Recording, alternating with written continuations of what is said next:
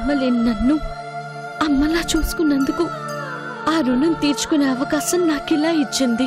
Blood donate చేసింది వాళ్ళేనా? అవును సార్. హలో, మన కృష్ణ వాళ్ళు మనకు దూరంగా ఎక్కడికి వెళ్ళలేదండి. నిన్న మేడం గారు క్యాబిన్ లో ఏదో క్లాస్ ఇచ్చారటగా, వెళ్ళండి, ఊస్టింగ్ ఆర్డర్ ఇస్తుంది, వెళ్ళి తీసుకోండి.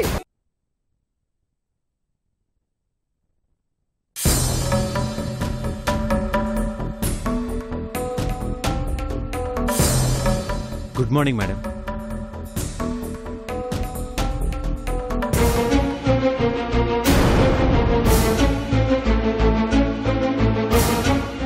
మేడం అది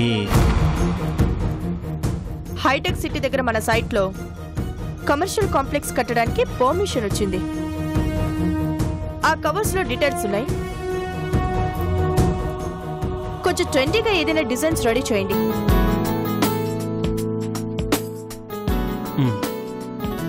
అలాగే మన పూణే పైప్ లైన్స్ కు సంబంధించి మీరు పంపించిన డిజైన్స్ ని వాళ్ళు చాలా అప్రిషియేట్ చేశారు.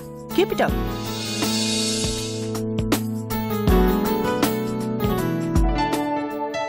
అది ప్రశంస మేడం.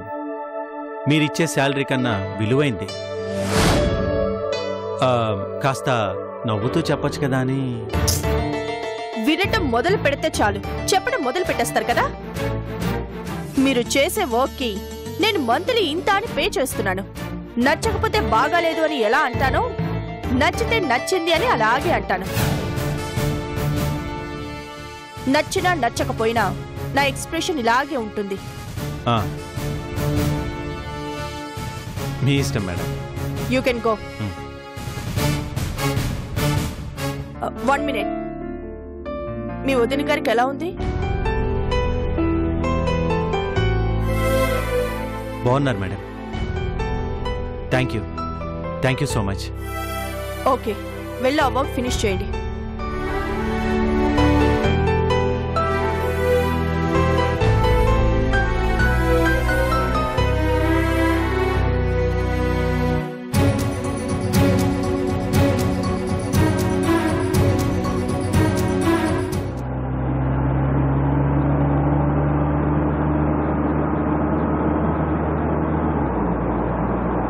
ఇదిగో డాక్టర్ గారు, మీ వైద్య పరిజ్ఞానాన్నంతా నా మీద చూపించకండి.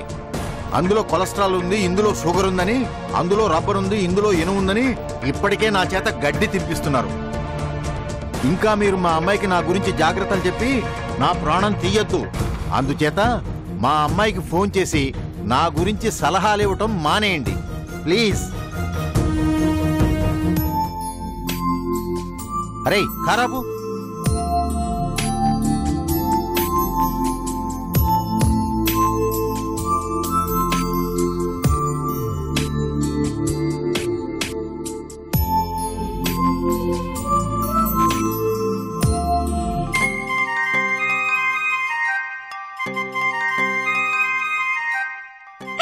తాతయ్య మీరా?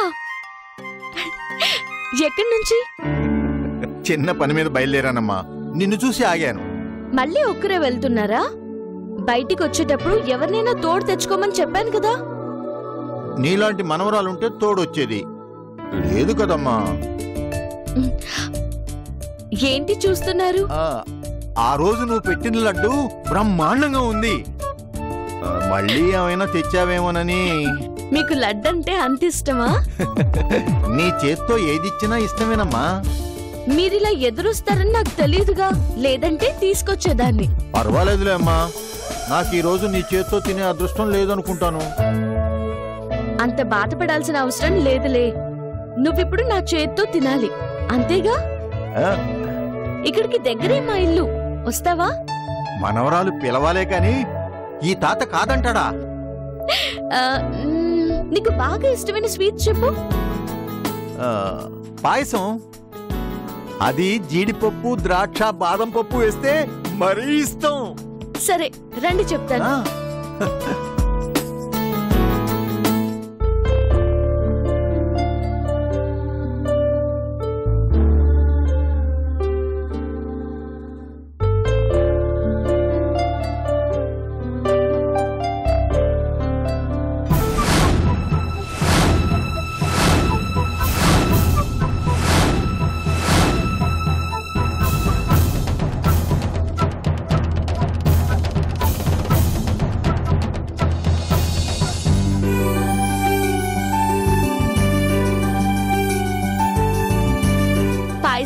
రండి.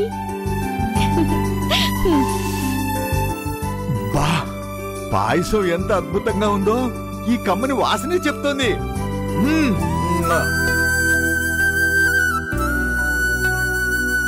ఆహా, అదిరిపోయిందమ్మా. నిజంగా బాగుందా? నీ అభిమానం అంత కమ్మగా ఉందమ్మా. ఇలా బయట కూర్చోకపోతే ఇంట్లోకి రావచ్చు కదా. కమ్మని గాలి, పచ్చని చెట్లు వదిలేసి మనల్ని మనం జైల్లో పెట్టుకున్నట్టు 24 గంటలు ఇంట్లో ఏం కూర్చుంటామమ్మా. ఇక్కడ చాలా హాయిగా ఉంది.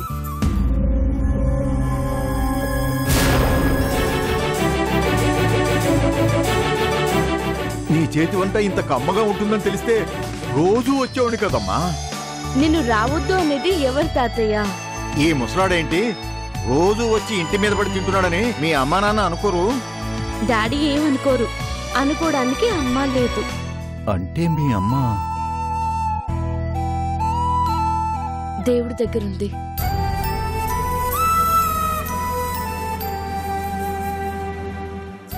సారీరా తల్లి.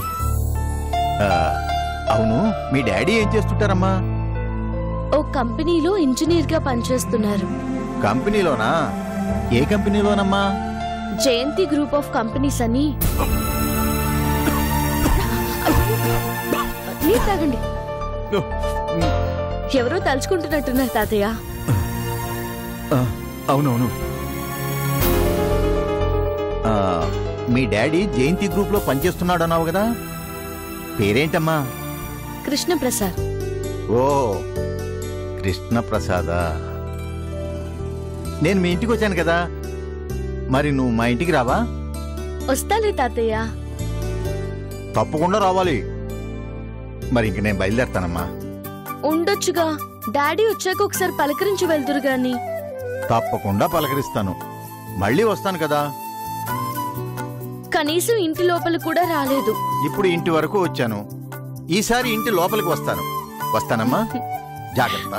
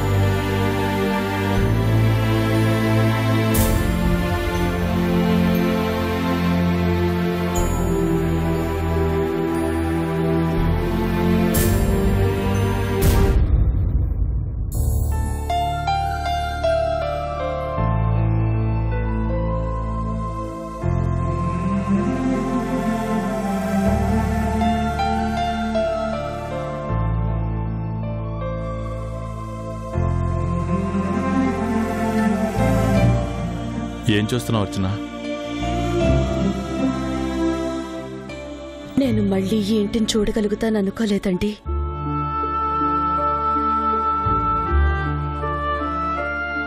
యాక్సిడెంట్ అయినప్పుడే ప్రాణం పోయిందనుకున్నాను. అంత బాధలోనూ కష్టాల మధ్యలో మిమ్మల్ని వదిలేసి వెళ్ళిపోతున్నానన్నదే చాలా పెద్ద బాధ అయింది.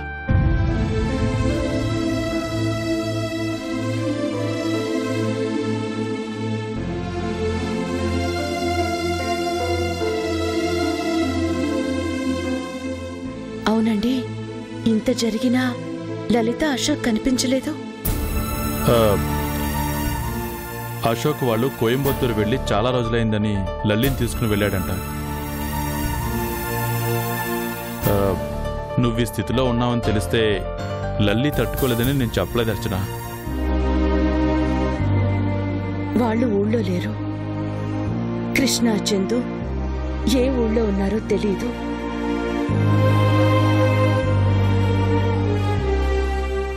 ఒకవేళ నేనటు నుంచి అట్టే వెళ్ళిపోయినా చివరి చూపు చూడ్డానికి కూడా వచ్చేవాళ్ళు కాదుగా. అలా అనకర్చన. అనకుండా ఎలా ఉండగలనండి? లల్లి ఒకటి, చందు ఒకటని నేనెప్పుడూ అనుకోలేదు. తల్లి లేని పిల్లని లల్లి కన్నా చందునే ఎక్కువగా చూశాను. అలాంటి చందు నన్ను చూడ్డానికి రాలేదు అంటే నాకెలా ఉంటుంది? వదినా వదినా అంటూ బాధనైనా సంతోషాన్నైనా నాతో పంచుకునే కృష్ణకి ఈ వదిన ప్రాణం పోయినా తెలిసేది కాదుగా. నీకు బాగోలేదన్న విషయం వాళ్ళకి తెలియకుండా ఉండదు అర్చన. టైంకి నీ బ్లడ్ గ్రూప్ దొరక్క పేపర్లో, టీవీలో ప్రకటనలు ఇచ్చాం. తెలిసిన వాళ్ళు, తెలియని వాళ్ళు ఎంతో మంది ఫోన్ చేశారు. బ్లడ్ దొరికిందా, ఆమెకి ఎలా ఉందని పరామర్శించారు. అంతమందికి తెలిసిన విషయం వాళ్ళకి తెలియకుండా ఉంటుందా? అంటే తెలిసి రాలేదంటారా? అనే కదా అర్థం. అన్ననే కాదనుకుని వెళ్ళిపోయిన వాడు వదిన కోసం వస్తాడా? లేదండి, కృష్ణకి తెలిస్తే రాకుండా ఉండడు. ఎక్కడున్నాడో ఏమో. వాళ్ళు వెళ్ళాక కనీసం వెతికించే ప్రయత్నం కూడా చేయలేదు మీరు. వద్దని వెళ్ళిపోయిన వాణ్ణి వెతికించినా ప్రయోజనం ఏముంది? అలా అనకండి. నాకంత సీరియస్ అయిందంటే తప్పకుండా వస్తాడు. చావు పలకరించినప్పుడు అయిన వాళ్ల మీద అభిమానం పెరుగుతుంది అంటారు. నాకు కృష్ణని, చందుని చూడాలనుందండి. మళ్ళీ అందరూ కలిసి ఉండాలనుంది. వాళ్ళెక్కడున్నారో వెతికించండి. అర్చన, నువ్వడిగితే ఏనాడు కాదన్నది లేదు. కానీ ఈ విషయంలో మాత్రం కాదనాల్సి వస్తుంది. ఎందుకో తెలుసా? చందు, సంతోష్ల పెళ్లి చేసి ఆ పెళ్లి ద్వారా పోయిన ఆస్తి అంతస్తుల్ని సంపాదించుకోవాలనుకున్నాను. ఆ రాజాగాడి మీద గెలవాలనుకున్నాను. కానీ నా ఓటమికి నన్ను వదిలేసి చివరికి ఇల్లు కూలుతుంది అన్న పట్టించుకోకుండా వాడి పాటికి వాడు వెళ్ళిపోయాడు. అలాంటి వాడి గురించి వెతికి మళ్ళీ వాడితో కలిసి ఉండాలి అన్న ఆలోచన నాకు లేదర్చనా. వాడు గడప దాటినప్పుడే నాకో తమ్ముడున్నాడన్న విషయం మర్చిపోయాను.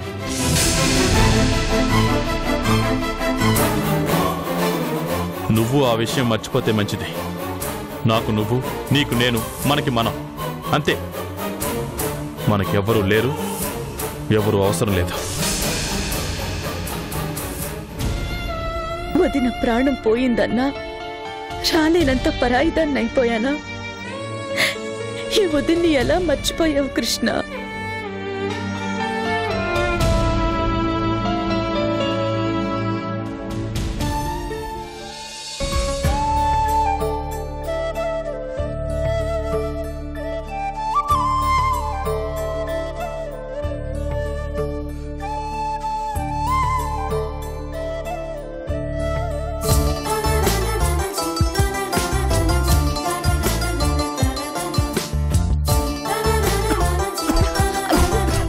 తాగండి.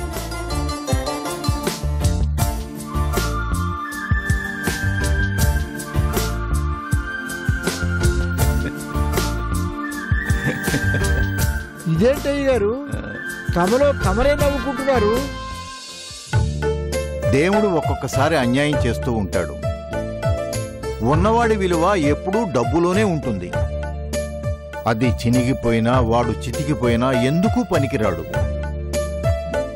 కానీ లేనివాడి దగ్గరుండే అభిమానం, ప్రేమ ప్రాణం పోయే వరకు ఎక్కడికి పోవు. విలువైన ఎన్నో విషయాలు లేనివాడి ఇంట్లోనూ వంట్లోనూ ఉంచి ఆస్తిని, అహాన్ని మాత్రం ఉన్నవాడికిచ్చాడురా. అది ఆ దేవుడి పక్షపాతం కదరా. ఇప్పుడేమైందయ్యా? మొన్నో రోజు పార్కులో వాకింగ్ చేస్తుంటే ఓ చిట్టి తల్లి పరిచయం అయిందిరా. తను పరిచయం అయ్యాకే నా ఆరోగ్యం బాగుంది, ఆనందంగానూ ఉంది. అలాగా అయ్యా?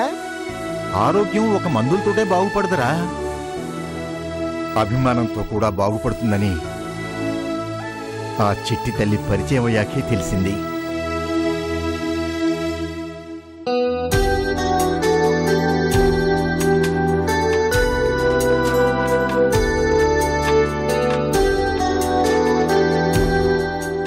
డాడీ తీరిగ్గా కూర్చొని రామయ్యతో కబుర్లు చెప్తున్నారు? ఏముందమ్మా, ఏదో మా వయసు మాటలు. ఏంటి ఈరోజు త్వరగా వచ్చినట్టున్నావు? అవును డాడీ. అవును, ఆ ఇంజనీర్ ఏం చేసావమ్మా? అతన్నా తీసేద్దామని అనుకున్నాను. కొంపదీసి తీసేయలేదు కదా? మనం మర్చిపోయిన విషయాల్ని గుర్తు చేయడానికి అలాంటి వాళ్ళు ఉండాలి అన్నారుగా, అందుకే ఉంచాను. అదే కదా, ఎక్కడ తీసేసావునని కంగారు పడ్డానమ్మా. మీరేంటి అతని గురించి అంతగా ఫీల్ అయిపోతున్నారు? మంచి విషయాలు చెప్పాడు కదమ్మా, అలాంటి మనిషిని తీసేసావేమోనని భయపడ్డాను. మంచి విషయాలు అంటే? చూడండి డాడీ, అందరితో ప్రేమగా ఉన్నా లేకపోయినా మీతో మాత్రం ప్రేమగా ఉంటున్నానా లేదా, అభిమానంగా చూసుకుంటున్నానా లేదా? తండ్రిగా నన్ను ప్రేమించటం అభిమానించటం అనేది మామూలేనమ్మా. సొసైటీని ప్రేమించాలి, సొసైటీలో ఉన్నవాళ్ళను అభిమానించాలి. అప్పుడే 10 మంది నీకు దగ్గరవుతారు, నిన్ను అభిమానిస్తారు. ఆ అభిమానమే చాలా మందిని చరిత్రలో నిలబెట్టింది. నిన్ను అలాంటి స్థితిలో చూడాలని నా కోరికమ్మా. అందుకే నువ్వు మర్చిపోయిన విషయాలను గుర్తు చేసిన ఆ కృష్ణంటే అభిమానం. మొత్తానికి కృష్ణ మీద బాగా అభిమానం పెంచుకున్నారు. మంచిని అభిమానించటం వల్ల లాభమే గానీ నష్టం ఉండదు కదమ్మా. అలా అని మరీ ఎక్కువగా ప్రేమించకండి. ప్రేమకు ఎక్కువ తక్కువ అనే కొలతలుండవమ్మా. ప్రేమ మొదలైతే అది అలా అలా ప్రేమిస్తూనే ఉంటుంది. ఎందుకంటే దానికి ప్రేమించటం తప్ప ఏమీ తెలియదు కాబట్టి. కూతుర్ని తిట్టిన వాళ్ళని ప్రేమించే మనిషిని మిమ్మల్నే చూస్తున్నాను. అదుగో మళ్ళీ తిట్టాడు అంటున్నావు. తిట్టలేదు కదమ్మా, గుర్తు చేశాడంతే. డాడీ, మీతో మాట్లాడడం చాలా కష్టం.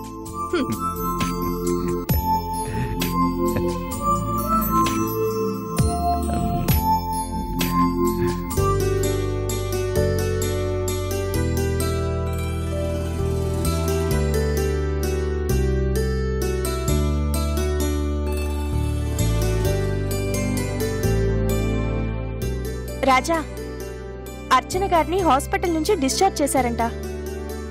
అవునా? పోనీలే మాధవి, పెద్ద ప్రమాదం నుంచి బయటపడి ఇంటికి చేరింది. ఇంటికి చేరిన సంతోషమే ఉంది రాజా. చందు గాని వాళ్ళ నాన్నగారు గాని ఎవరైనా ఇంట్లో ఉండుంటే ఆంటీని జాగ్రత్తగా చూసుకునేవాళ్ళు. ఆ రాంప్రసాద్ ఉన్నాడుగా.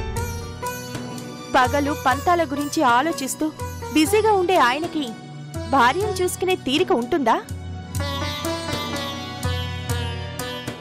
ఆంటీని అంతగా అభిమానించే చందు కృష్ణ గారు ఇంత జరిగినా రాలేదంటే వాళ్ళకి విషయం తెలుసుండదంటావా? తెలిస్తే రాకుండా ఉంటారా? అటు వాళ్ళు రాలేదు, ఇటు లలిత గాని అశోక్ గాని వాళ్ళు కూడా హాస్పిటల్కి వెళ్ళినట్లేదు. దొరగారు చనిపోయాక ఇంటి విషయాలు పట్టించుకోలేదని వాడు ఈ మధ్య లలితను తీసుకుని కోయంబత్తూరు వెళ్ళాడు. వెళ్ళిన ఫ్లైట్లో రావడానికి ఎంతసేపు పడుతుంది రాజా? రావడానికి వాళ్ళకి ఈ విషయం తెలియదు కదా మాధవి. అదేంటి, నువ్వైనా ఒక మాట చెప్పలేదా వాళ్ళకి? లలితకి వాళ్ళమ్మంటే ప్రాణం. ఈ మధ్య భర్తతో సంతోషంగా ఉంటుంది. ఇలాంటప్పుడు ఫోన్ చేసి బాధ పెట్టడం ఎందుకు అని నేనే చెప్పలేదు మాధవి. పరిస్థితి చాలా సీరియస్ అని తెలిసి చెప్పకపోవడం ఏంటి రాజా? వాళ్ళు వచ్చినా చేయగలిగేది ఏముంది చెప్పు? హాస్పిటల్ బెడ్ మీద మాటా పలుకు లేకుండా ఉన్న అర్చన గారిని చూసి బాధపడతాం తప్ప మరీ అంతగా అవసరమైతే ఫోన్ చేయొచ్చులే అని నేనే చెప్పలేదు. అందరూ ఉండి ఎవరూ లేనట్టయిపోయింది ఆమె పరిస్థితి. ఉన్నవాళ్లు లేకుండా ఎక్కడికి వెళ్తారు మాధవి? అవసరమైనప్పుడు చెప్పకపోయినా వస్తారు. అందుకే వాళ్ళని అయిన వాళ్ళు అంటారు. మొత్తానికి గండం గడిచిపోయింది. బ్లడ్ దొరకలేదని వాళ్ళు చేసిన హడావిడికి ఎక్కడ ఏ చెడ్డ వార్త వినాల్సి వస్తుందని భయపడ్డాను. మంచి వాళ్ళకెప్పుడు మంచే జరుగుతుంది. అందుకే టైంకి బ్లడ్ దొరికింది, ఆమె ప్రాణాలతో బయటపడింది. ఏదేవైనా ఈ టైంలో చందు ఉంటే బాగుండేది కదా.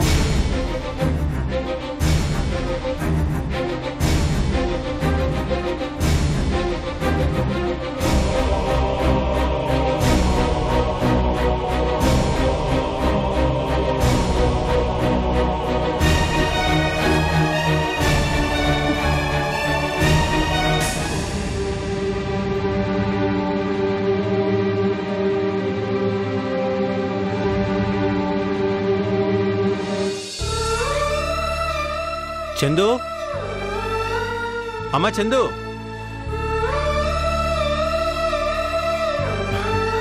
అమ్మ చందు. ఏం డాడీ చాలా ఆనందంగా కనిపిస్తున్నారు. ముందు స్వీట్ తీసుకోమ్మా. స్వీటా? స్వీట్ ఇచ్చేంత గుడ్ న్యూస్ ఏముంది డాడీ? ముందు తీసుకోమ్మా. వదిన పూర్తిగా కోలుకొని డిశ్చార్జ్ అయ్యి ఇంటికి వెళ్ళిపోయిందమ్మా. అవునా? అవునమ్మా, వదిన మళ్ళీ మామూలు మనిషి అయింది. అదే నాకు చాలా ఆనందంగా ఉంది. డిశ్చార్జ్ అయినా కొద్ది రోజులు జాగ్రత్తగా ఉండాలి కదా డాడీ. మనం ఉంటే పెద్దమ్మకి ఏ ప్రాబ్లం రాకుండా చూసుకునేవాళ్ళం. మనం లేకపోయినా వాళ్ళిద్దరూ సంతోషంగా ఉంటారు. అది చాలమ్మా. ఇటువంటి టైంలో పెద్దమ్మ దగ్గర ఉండలేకపోవడం నిజంగా బ్యాడ్ డాడీ. ఏం చేస్తావమ్మా, అక్కడుండి అన్నయ్య మాటలు చేష్టలు భరించలేకే ఇంత దూరం వచ్చేసాం. ఇలా మనం కొంతకాలం దూరంగా ఉంటేనైనా అన్నయ్యలో మార్పు వస్తుందని ఆశమ్మా. పెదనాన్న మారినా మారకపోయినా పెద్దమ్మకి కష్టమే కదా డాడీ. కష్టమైనా సుఖమైనా షేర్ చేసుకోవడానికి ఎవరున్నారు? మనం ఉంటే పెద్దమ్మకి ఒక ధైర్యం. మనం ఏం చేయలేం కదమ్మా. బాధకి దగ్గరగా ఉండడం కన్నా దూరంగా ఉండడమే మంచిదమ్మా.